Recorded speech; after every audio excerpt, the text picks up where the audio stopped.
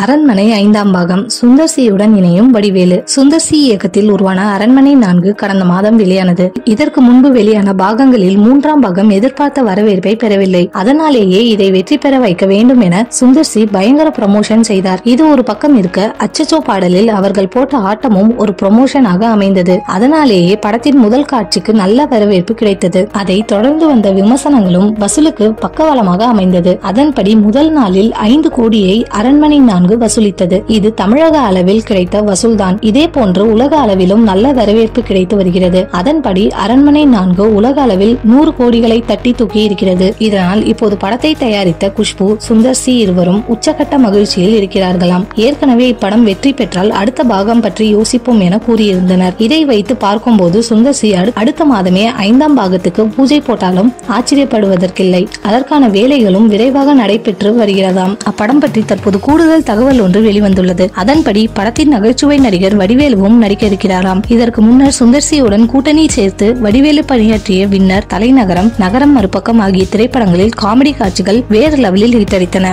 இதனால் தமிழ் சினிமாவின் successful காம்போவாக Sundar C Vadivelu கூட்டணி திகழ்ந்து வந்தது. கலகலப்பு 3 பட பணிகளை முடித்த பின்னரே வடிவேலு நடிக்கும் படத்திற்கான படப்பிடிப்பை சுந்தர் சி தொடங்குவார் என கூறப்படுகிறது.